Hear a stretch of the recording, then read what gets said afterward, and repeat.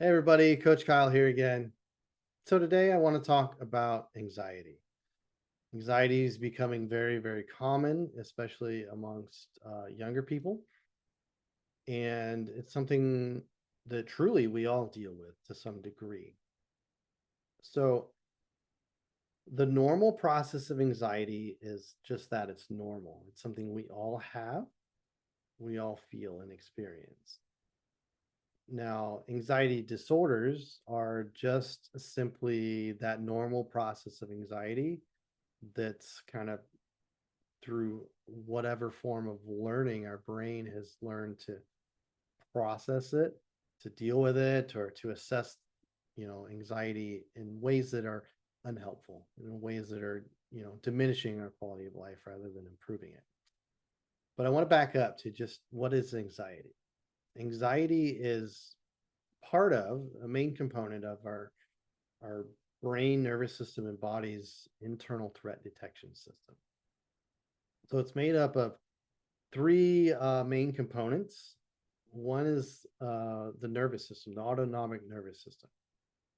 So this is the kind of the activation of the sympathetic nervous system or the fight, flight, or freeze response. And this is a fast acting component of anxiety. So you probably we've all experienced, something that startles you, makes you jump, makes you yell, um, makes you pull your hand back from something that's hot or dangerous in some other way. And this is bypassing our conscious level awareness, even, um, and is there to intervene to pull us out of danger when we need it in the fractions of a second. Um, but this again kind of puts our nervous system on high alert, prepares us to act, to fight, flight, or freeze. Um, so there's that element, and then there's the emotional aspect. So anxiety, if there's a threat, we can feel an emotion of fear, dread, of worry, whatever that might be for the given situation. But that emotional response is there to alert our conscious mind that there's something wrong here. Something's not right. We might need to do something. We might need to get away. We might need to take some action. That's our first indication that there's a problem. And then there's the thought component. This is worrying, it's often called. These are where these worry thoughts come into our conscious mind. And the intention there is really so we can analyze the threat and weigh it against everything we've learned, our past experiences, that kind of stuff, and really take that information and either debunk it, saying, no, this really isn't a threat, we're okay, or saying the opposite, yeah, this is a problem and we need to do something about it.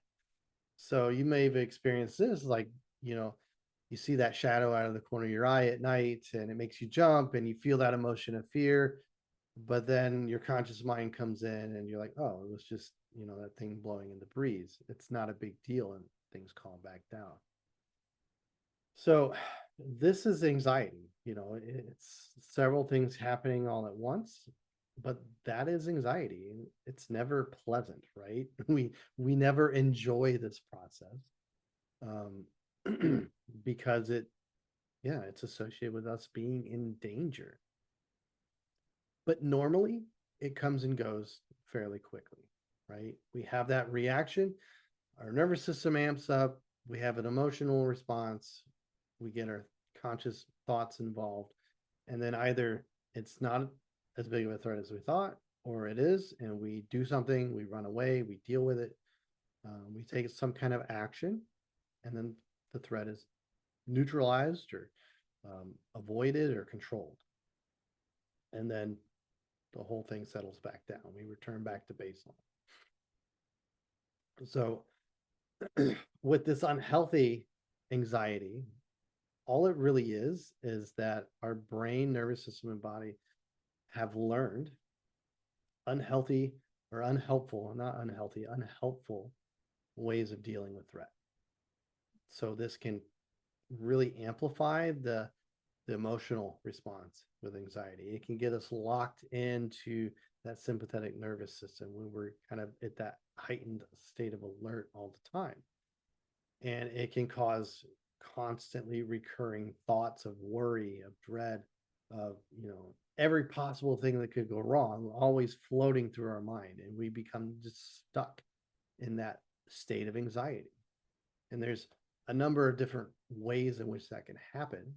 But the point I want to make in this video today is simply that anxiety, even if you've been diagnosed with some anxiety disorder, it's not an indication that you're broken. It's not that your brain is malfunctioning. This is just a normal process of anxiety that everybody has, everybody experiences, but in you, for probably a variety of reasons, your brain has learned an unhelpful way of dealing with it. Or maybe it's not able to fully resolve it, or it's always being kicked into that anxiety cycle, whatever that might be. Again, nothing's broken, nothing's malfunctioning, there's nothing wrong with you. It's just through learning, you've developed an unhelpful relationship with anxiety. But that's good news because you can unlearn it. You can learn a different way of processing and dealing with anxiety. Because our brain is always capable of learning. It's always learning every day, every moment of our lives. But with some help, you can take more conscious control of that learning and drive it into a direction you want it to go that's going to improve your quality of life rather than be a detriment to it. So that's our first video on anxiety, and upcoming videos we'll get into ways in which we can teach or learn our way into more extreme anxiety, and then we'll get into ways in which we can unlearn that and take us back to our normal experience of anxiety. So stay tuned for more. We'll see you in the next one. Take care. Bye-bye.